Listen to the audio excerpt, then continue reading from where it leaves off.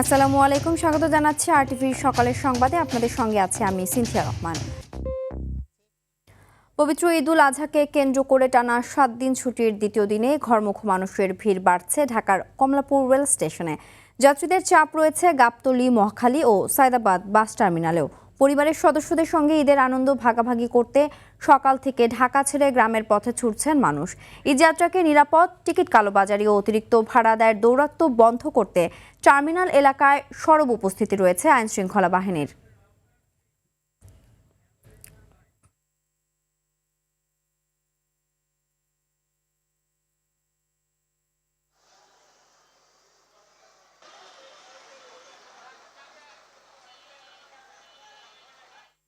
দর্শক, এই মুহূর্তে রাজধানীর কমলাপুর রেল স্টেশনে আছেন সহকর্মী শামীম চৌধুরী, সরাসরি যুক্ত হচ্ছি তার সঙ্গে। শামীম, ট্রেন যথাসময়ে ছেড়ে যাচ্ছে কিনা, যাত্রীদের ভোগান্তির কোনো চিত্র চোখে পড়েছে কিনা, বিস্তারিত জানাবেন।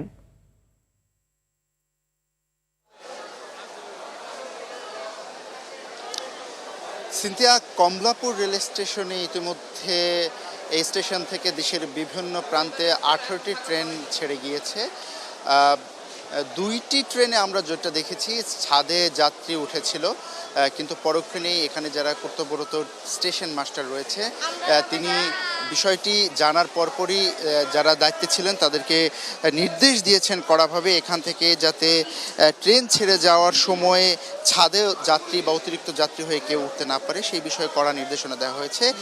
এখন পর্যন্ত নির্বিঘ্নেই যাত্রা চলছে। এখানে আমি সকাল থেকে এসে যেটি দেখেছি এখানে কোনো প্রকার কোনো ভোগান্তি আমার চোখে পড়েনি। আর এখানে আইনশৃঙ্খলা বাহিনী বেশ তৎপর রয়েছে। আমরা দেখেছি যে যখন এই কমলাপুর রেলওয়ে স্টেশনে যাত্রীরা প্রবেশ করছেন তখন কিন্তু খুব ভালো করেই টিকিট যাচাই করে এখানে প্রবেশ করতে হচ্ছে, যাতে করে কোনো প্রকার কালোবাজারি বা দুর্নীতির আশ্রয় যাত্রীরা নিতে না পারে, সেরকম ব্যবস্থা এখানে গ্রহণ করা হয়েছে। আর ভোগান্তির কথা আপনি বলছেন, ভোগান্তি এখন পর্যন্ত চোখে পড়েনি।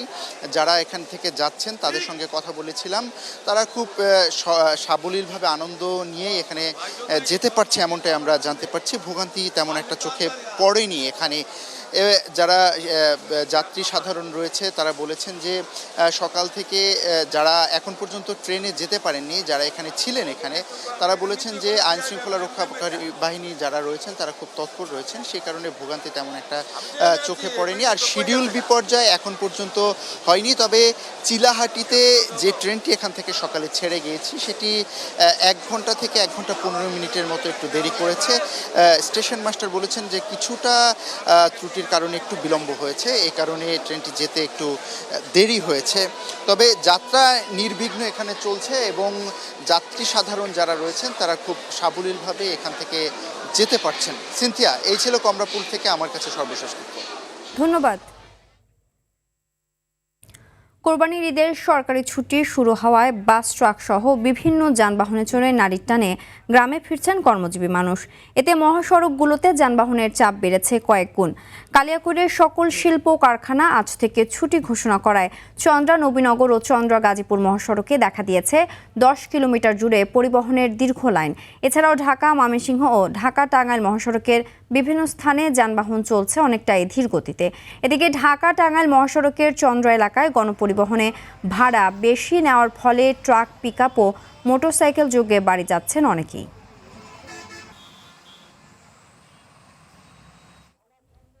মহাসড়কের আরও খবর জানাতে নবীনগর চন্দ্রা মহাসড়কের বাইপাল থেকে সরাসরি যুক্ত হচ্ছেন সহকর্মী ওমর ফারুক। ফারুক, মহাসড়কে যানবাহন আর যাত্রীর চাপ কেমন দেখছেন? ভোগান্তি কিংবা বাড়তি ভাড়া নিয়ে এখনো পর্যন্ত কোনো অভিযোগ কি এসেছে কিনা জানাবেন। সিনথিয়া, আপনাকে ধন্যবাদ। আমি আপনাকে জানিয়ে রাখি, আজকে কিন্তু শিল্পাঞ্চল আশুলিয়া, সাভার আশুলিয়ার যে গার্মেন্টস কারখানাগুলো রয়েছে সেগুলোর কিন্তু আজকে ছুটির শেষ দিন, অর্থাৎ আজকে সকল কারখানা ছুটি হয়ে যাবে। পর্যায়ক্রমে কিন্তু ছুটি হয়েছে। গতকাল 80% গার্মেন্টস কারখানা ছুটি হয়েছে, তার আগের দিন কিন্তু 10% গার্মেন্টস কারখানা ছুটি হয়েছে। আজকে যে বাকি 10% ছিল সেটি আজকে সকাল 10টার মধ্যে ছুটি হয়ে যাবে। এরপরেই কিন্তু শিল্পাঞ্চল আশুলিয়া যে নবীনগর চন্দ্রা ও বাইফেল আবদুল্লাপুর মহাসড়ক রয়েছে সেখানে কিন্তু যাত্রী সাধারণের ঢল নামবে। তো আমরা সকাল থেকে দেখেছি, আমরা এই নবীনগর চন্দ্রা মহাসড়কের যে বাস স্ট্যান্ডগুলো রয়েছে সেখানে কিন্তু যাত্রীদের যে ভিড় সেটি আমরা লক্ষ্য করেছি এবং যাত্রী সাধারণ নারীর টানে কিন্তু তাদের যে আপন ঠিকানা সেই গ্রামের উদ্দেশ্যে কিন্তু তারা সকাল ভোর থেকেই তারা রওনা হয়েছেন এবং এই মহাসড়কে কিন্তু যাত্রীরা আমরা দেখেছি বাসের জন্য অপেক্ষা করছেন এবং এই যাত্রীর চাপ বৃদ্ধি থাকার কারণে কিন্তু এই মহাসড়কে ধীর গতিতে যানবাহন চলাচল করছে। তবে পুলিশের পক্ষ থেকে ব্যাপক তৎপরতা আমরা লক্ষ্য করেছি এই মহাসড়কগুলোতে, যে কারণে এখনো ভারী যানজটের সৃষ্টি হয়নি। তবে থেমে থেমে চলছে যানবাহন। শিল্পাঞ্চল আশুলিয়ার যে সকল বাস কাউন্টারগুলো রয়েছে এখানকার যারা যাত্রী রয়েছেন তারা কিন্তু আমাদেরকে এমনটাই অভিযোগ করেছেন যে তাদের কাছ থেকে অতিরিক্ত ভাড়া আদায় করছেন বাস কাউন্টারগুলো। তো শিল্পাঞ্চল আশুলিয়া এই মুহূর্তে কিন্তু তবে ধীর গতিতে যানবাহন চলাচল করছে। তবে ঈদ যাত্রা নির্বিঘ্ন ও নিরাপদ করতে কিন্তু প্রশাসনের পক্ষ থেকে নেওয়া হয়েছে ব্যাপক তৎপরতা। মাইকিং এর মাধ্যমে যাত্রী সাধারণকে সচেতন করছে ঢাকা জেলা পুলিশ। তো শিল্পাঞ্চল আশুলিয়া নবীনগর চন্দ্রা মহাসড়ক থেকে আমার কাছে ঈদ যাত্রা নিয়ে ছিল সর্বশেষ। সিনথিয়া, ধন্যবাদ। শেষ সময়ে জমে উঠেছে কোরবানির পশুর হাট। সিলেট, ব্রাহ্মণবাড়িয়া, দিনাজপুর, যশোর ও ফেনীর হাটগুলোতে দেখা যাচ্ছে ক্রেতা বিক্রেতাদের উপচে পড়া ভিড়। 1 থেকে 1.5 লাখ টাকায় মাঝারি আকারের গরুর চাহিদা বেশি বলছেন হাট সংশ্লিষ্টরা। শেষ সময়ে সীমান্ত দিয়ে ভারত থেকে অবৈধভাবে গরু আমদানি ঠেকানোর দাবি জানিয়েছেন খামারিরা। প্রতিনিধিদের পাঠানো তথ্যচিত্রে বিস্তারিত জানাচ্ছেন সাকিব আল হাসান। সকাল থেকে গভীর রাত পর্যন্ত গরুর ডাক, ক্রেতা বিক্রেতার দরদাম আর দর্শনার্থীদের ভিড়ে মুখর হয়ে উঠেছে যশোরের 7 মাইল চৌগাছা, হৈবতপুর ও বাড়িনগর পশুর হাট। হাটে উঠছে দেশি, শাহিওয়াল, ফ্রিজিয়ান, নেপালি ও বিভিন্ন শঙ্কর জাতের গরু। ছোট গরু বিক্রি হচ্ছে 60,000 থেকে 80,000 টাকায়, মাঝারি গরুর দাম 1 লাখ থেকে 1.5 লাখ টাকা, বড় গরুর দাম হাঁকা হচ্ছে 2 লাখ থেকে 5 লাখ টাকা পর্যন্ত। কয়েকটি বিশাল আকৃতির গরুর দাম চাওয়া হচ্ছে 6 লাখ থেকে 8 লাখ টাকা। আমি নোয়াখালীর থেকে আসছি, যশোর 7 মাইলে গরুর অনেক দাম, কিনতে পারতেছি না।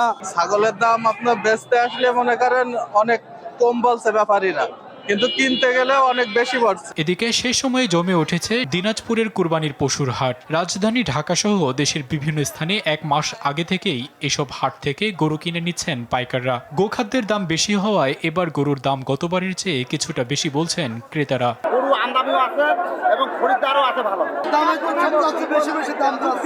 ব্রাহ্মণবাড়িয়ার কসবা, আখাউড়া ও বিজয়নগর সীমান্তের পশুর হাটে জমে উঠেছে বেচাকেনা। তবে সীমান্ত পথে ভারতীয় গরু প্রবেশের অভিযোগে দুশ্চিন্তায় পড়েছেন খামারিরা। অবৈধভাবে গরু প্রবেশ অব্যাহত থাকলে ন্যায্য দাম থেকে বঞ্চিত হওয়ার আশঙ্কা করছেন তারা।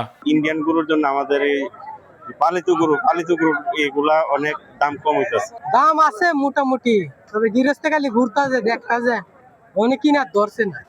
সিলেটে পুরোদমে চলছে কোরবানি পশুর বেচাকেনা। দেশের বিভিন্ন এলাকা থেকে ট্রাকে করে হাটে আনা হচ্ছে গরু ও ছাগল। বড় আকৃতির পশু দেখতে ভিড় করছেন দর্শনার্থীরা। দাম এখনো একটু বেশি চাইতেছে, কোনো দাম ওইরকম শিথিল হয় না। 5 পর্যন্ত কমাইতাম পারবো, খন্ড এর নিচে যদি বেশি শেষ সময়ে জমজমাট ফেনীর 94টি পশুর হাট রাখা হয়েছে জাল টাকা শনাক্তকরণ মেশিনের ব্যবস্থা। সীমান্ত দিয়ে অবৈধ পশু আমদানি ঠেকাতে নজরদারি বাড়ানো হয়েছে বলে জানান জেলা প্রশাসনের এই কর্মকর্তা। ভারতীয় গরু যেন বাংলাদেশে ঢুকতে না পারে সেজন্য আমরা সিওবিজিবিদের সাথে আমরা আলোচনা করেছি, ওনারা তৎপর আছেন এই বিষয়ে, তারা দেখবেন সীমান্তবর্তী হাটগুলোতে নজরদারি, এই সংক্রান্ত নজরদারি আরো বাড়ানো হবে। যে কোনো ধরনের অনাকাঙ্ক্ষিত ঘটনা এড়াতে প্রশাসনের সর্বোচ্চ সহায়তার দাবি ক্রেতা বিক্রেতা সহ সর্বস্তরের মানুষের। সাকিব আল হাসান, RTV। দর্শক, এই মুহূর্তে 300 ফিট যমুনা ফিউচার পার্ক কোরবানি পশুর হাটে রয়েছেন সহকর্মী তৌহিদুর রহমান, সরাসরি যুক্ত হচ্ছে সেখানে। তৌহিদ, কোরবানি হাটে ক্রেতাদের উপস্থিতি কেমন দেখছেন, বিস্তারিত জানাবেন।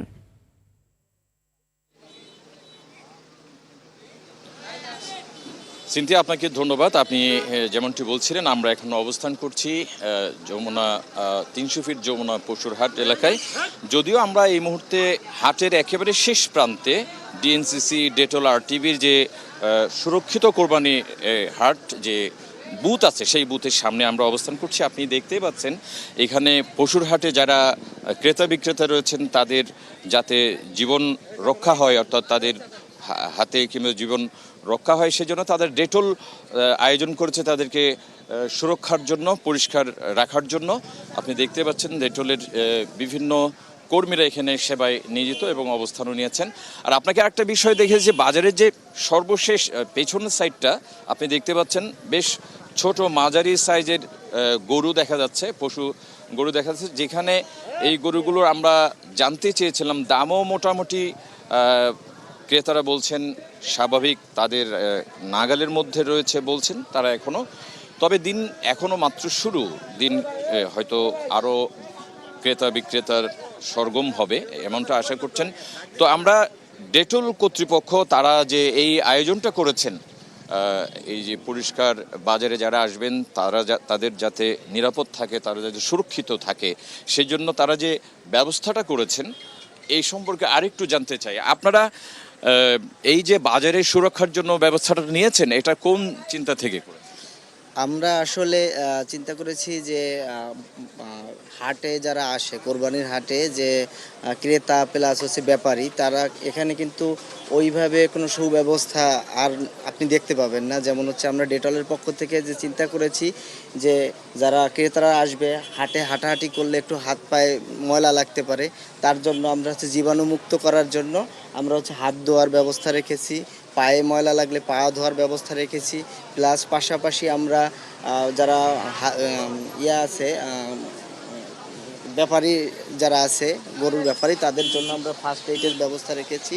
তারপরে যদি বলে কেউ যদি এখানে যারা আছে তাদের জন্য ওকে, আশা করছি আপনারা হয়তো এটা পুরো ঈদ পর্যন্ত ব্যস্ত থাকবেন মানুষের সেবায়। হ্যাঁ দর্শক, আপনারা দেখতে পাচ্ছেন ডেটলের যে কর্মীরা তারা জানিয়েছেন যে বাজারে যারা আসবেন তাদের যাতে জীবন সুরক্ষা হয়, তারা সার্বক্ষণিক সেবা দিতে থাকবে। এই ছিল আমার কাছে এখানকার রাজধানীর 300 ফিট যমুনা পশুর হাটের সর্বশেষ অবস্থান। সিনথিয়া, ধন্যবাদ। গাজীপুরের টঙ্গীর অস্থায়ী পশুর হাট থেকে সরাসরি যুক্ত হচ্ছেন সহকর্মী নাইমুল হাসান। নাইমুল, অস্থায়ী পশুর হাটে পশুর আমদানি কেমন হচ্ছে, ক্রেতার সমাগম কেমন দেখছেন জানাবেন?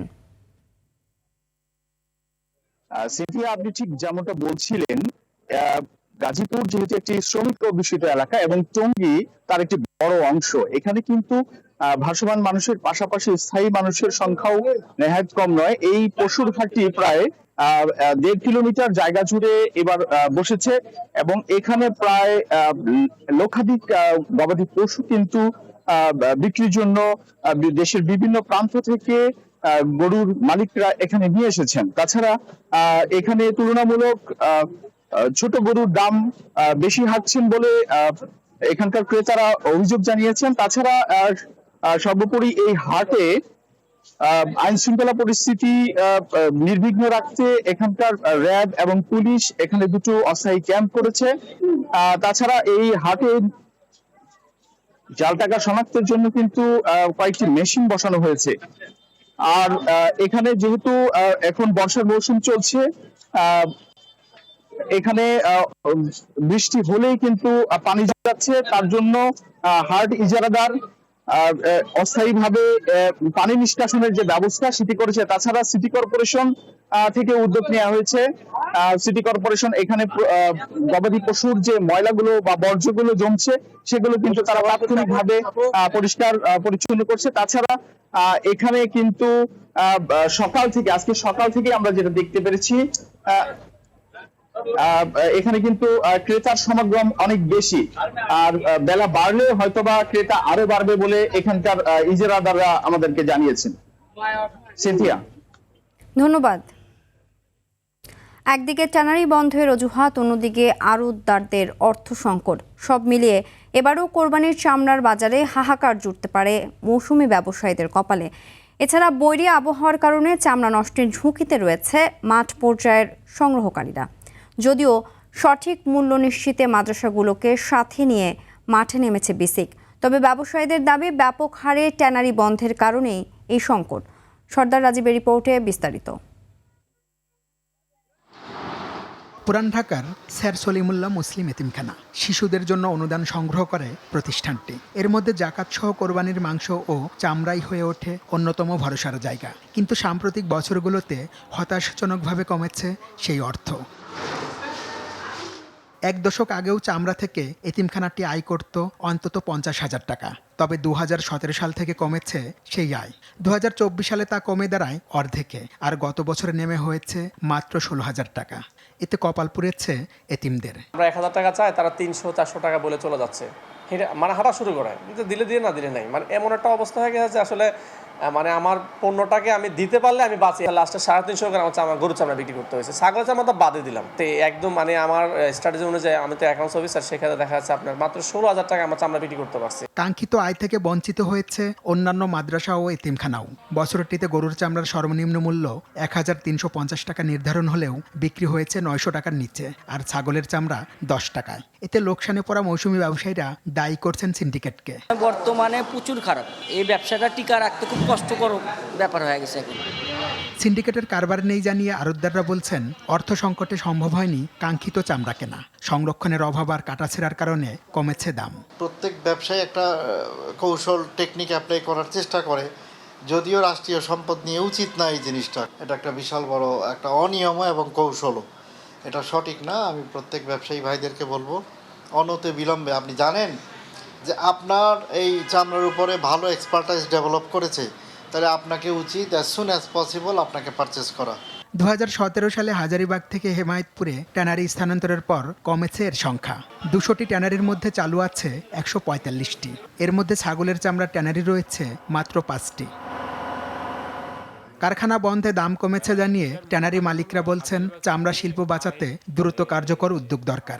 হাজারীবাগে যে আপনার প্রায় 35টি প্রতিষ্ঠান উৎপাদনে ছিল এই খাসি এবং ছাগলের, এই প্ল্যান্টগুলো আপনার মাত্র 5 থেকে 6টি প্ল্যান্ট আপনার সাভারে যেতে পেরেছে। বাকি প্ল্যান্টগুলো কিন্তু আপনার বন্ধ এবং তারা ক্লাসিফাইড হয়ে গেছে, যার কারণে যে এই যে বিশাল সরবরাহ হয় আপনার এই খাসি এবং ছাগলের চামড়া, এইটাই ব্যাপকভাবে আপনার নষ্ট হচ্ছে। বিসিক বলছে, চামড়ার ন্যায্য মূল্য নিশ্চিতে মৌসুমী ব্যবসায়ীদের পর্যাপ্ত লবণ ও প্রশিক্ষণ দেওয়া হচ্ছে। চামড়ায় সংরক্ষণের জন্য অন্যতম উপাদান হলো লবণ। সেই লবণের অ্যাভেলেবিলিটি নিশ্চিত করার জন্য আমরা সমস্ত সেই যে মসজিদ, মাদ্রাসা, ইতিমখানা, আপনারা জানেন যে 20 কোটি টাকা লবণ সরকার দিয়েছে, এবার অধিকন্তু ট্রেনিংয়ের ব্যবস্থা করছে। চামড়া শিল্পের উন্নয়নে হেমায়েতপুরে ট্যানারির কেন্দ্রীয় বর্জ্য শোধনাগারের সক্ষমতা বাড়ানোর পরিকল্পনা নিয়েছে সরকার। সর্দার রাজীব, আর টিভি, ঢাকা। মুসলিমদের সবচেয়ে বড় ধর্মীয় সমাবেশ পবিত্র হজ। লাখো মুসল্লির কণ্ঠে ধ্বনিত হচ্ছে লাব্বাইক আল্লাহুম্মা লাব্বাইক। হজের মূল আনুষ্ঠানিকতা পালনে আরাফাতের ময়দানে সমবেত হয়েছেন বিশ্বের নানা প্রান্ত থেকে আসা হাজিরা। সাদা এহরাম মোড়ানো এই মানব সমুদ্রে নেই ধনী গরিব কিংবা বর্ণের ভেদাভেদ। ইমতিয়াজ আহমেদের রিপোর্ট। সবার কণ্ঠে একটাই ধ্বনি, লাব্বাইক আল্লাহুম্মা লাব্বাইক, আমি হাজির হে আল্লাহ, আমি হাজির। আজ 9 জিলহজ অনুষ্ঠিত হচ্ছে পবিত্র হজ।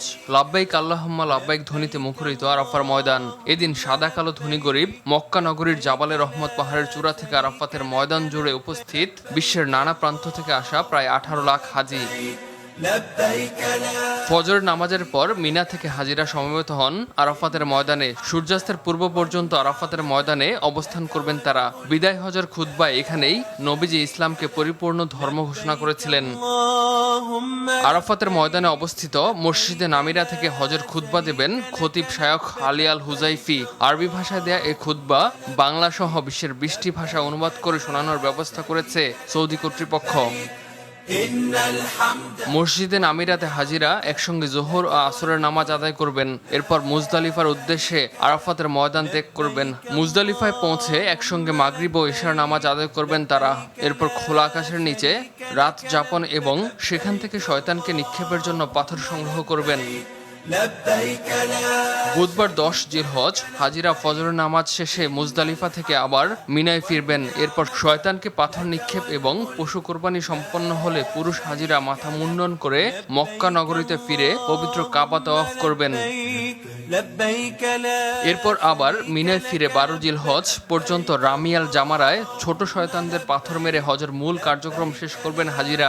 সবশেষ পবিত্র কাবা শরীফের বিদায়ী তাওয়াফের মাধ্যমে শেষ হবে হজের পূর্ণ আনুষ্ঠানিকতা। চলতি বছর বাংলাদেশ থেকে পবিত্র হজ পালন করতে সৌদি আরবে যাওয়ার সৌভাগ্য লাভ করেছেন ৭৮,০০০ জন। ইমতিয়াজ আহমেদ, RTV।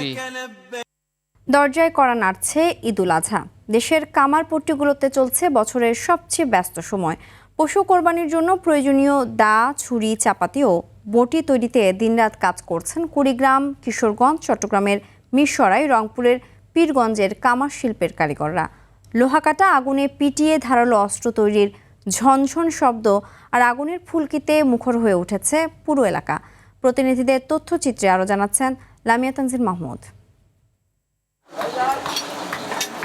গ্রীষ্মের তীব্র তাপদাহ উপেক্ষা করেই চলছে পুরনো সরঞ্জাম ধার দেওয়া সহ নতুন ছুরি চাপাতি তৈরির কাজ। তবে কয়লা, লোহা ও শ্রমিকের মজুরি বেড়ে যাওয়ার দাম কিছুটা বেশি বলে দাবি করেন বিক্রেতারা। গত বছরে এবার একটু চাহিদা কম, মানে কাজ কম।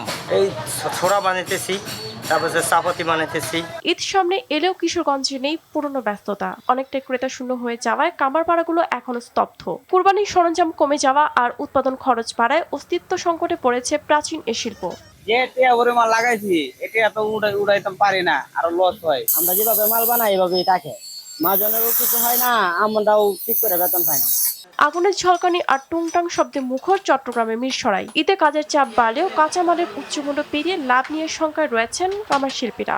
এখন তো মনে করেন জিনিসের দাম বেশির কারণে আমরা আগের এই চাহিদা আমাদের এখানে নাই, ওই ডাইল বেচ থেকে খাই বাজিয়ে।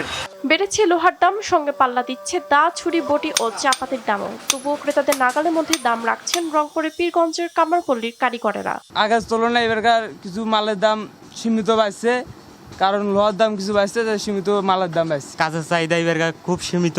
আশা করা যায় আরো তো সময় আছে 7 দিন, আশা করা যায় ইনশাল্লাহ কাজ বাড়তে পারে। গ্রামীণ জনপদের শত বছরের ঐতিহ্য বহন করে আসা এ কামার শিল্প এখন টিকে থাকার লড়াইয়ে। শিল্প সংশ্লিষ্টরা বলছেন সরকারের সহায়তা, সহজ ঋণ এবং আধুনিক প্রশিক্ষণের ব্যবস্থা করা হলে নতুন করে প্রাণ ফিরে পেতে পারে হারিয়ে যেতে বসা এ ঐতিহ্য। লামিয়া তানজিল মাহমুদ, RTV। আইডিএলসি পরিবর্তনের পথে বাংলাদেশ। সরকার 25 ফেব্রুয়ারিকে জাতীয় শহীদ সেনা দিবস হিসাবে রাষ্ট্রীয়ভাবে পালনের সিদ্ধান্ত নিয়েছে। পাশাপাশি পিলখানা হত্যাকাণ্ডের স্বচ্ছ ও নিরপেক্ষ বিচার নিশ্চিত করার উপর গুরুত্বারোপ করেছে। 2009 সালের পিলখানার ট্র্যাজেডিতে নিহত সেনা সদস্যদের স্মরণে দিনটিকে জাতীয়ভাবে পালনের উদ্যোগ নেওয়া হয়েছে। একই সঙ্গে ওই হত্যাকাণ্ডের প্রকৃত ঘটনা উদ্ঘাটন এবং দায়ীদের বিচারের আওতায় আনতে সরকার প্রয়োজনীয় পদক্ষেপ গ্রহণের কথা জানিয়েছে। এ ঘটনায় ক্ষতিগ্রস্ত পরিবারগুলোর ন্যায় বিচার নিশ্চিত করতে তদন্ত ও বিচার প্রক্রিয়ায় স্বচ্ছতা বজায় রাখা হবে বলেও উল্লেখ করা হয়েছে। দিবসটি রাষ্ট্রীয়ভাবে পালনের সিদ্ধান্ত একদিকে যেমন শহীদ সেনা সদস্যদের প্রতি সম্মান প্রদর্শনের প্রতীক, অন্যদিকে পিলখানা হত্যাকাণ্ডের পূর্ণাঙ্গ সত্য উদ্ঘাটনের দাবিকেও আরও জোরালো করবে।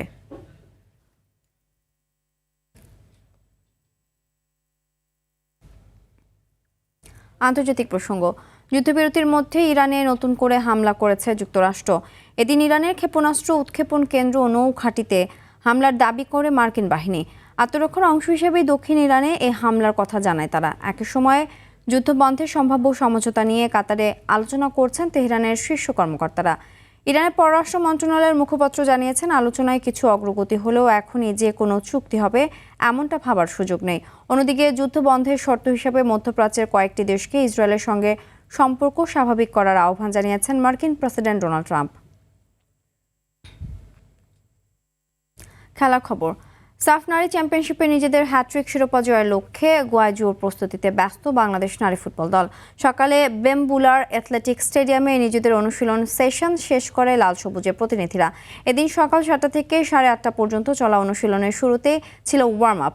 এরপর পাসিং ড্রিল আর সবশেষ দুটি দলে ভাগ হয়ে একটি প্রস্তুতি ম্যাচ খেলেন সাবিনারা। দল পুরোপুরি ফিট থাকায় আগামী 28 মে মালদ্বীপের বিপক্ষে নিজেদের প্রথম ম্যাচে আত্মবিশ্বাসী নিয়ে মাঠে নামবে মেয়েরা। দ্বিতীয় ম্যাচ খেলবে 31 মে স্বাগতিক ভারতের বিপক্ষে। জেমস রদ্রিগেজকে অধিনায়ক করে 2026 বিশ্বকাপের জন্য 26 জনের দল ঘোষণা করল কলম্বিয়া। গত মার্চে ফ্রান্সের বিপক্ষে ম্যাচ চলাকালে অসুস্থ হয়ে হাসপাতালে ভর্তি হয়েছিলেন তিনি। পরে শারীরিক অবস্থা নিয়ে নানা গুঞ্জন ছড়ালেও তা উড়িয়ে দেয় তার ক্লাব। অভিজ্ঞ এই মিডফিল্ডারের সাথে স্কোয়াডে জায়গা পেয়েছেন Luis Diaz, Daniel Munoz, Jefferson Lerma ও ডেভিড অস্পিনার মতো তারকারা। বিশ্বকাপে কলম্বিয়া নিজেদের সপ্তম আসর শুরু করবে উজবেকিস্তান ম্যাচ দিয়ে। তারপর ডিআর কঙ্গো ও পর্তুগালের মুখোমুখি হবে তারা। সকালের সংবাদ এ পর্যন্ত। মধ্যাহ্নের সংবাদ দুপুর 12টায় দেখার আমন্ত্রণ রইল। ধন্যবাদ সবাইকে।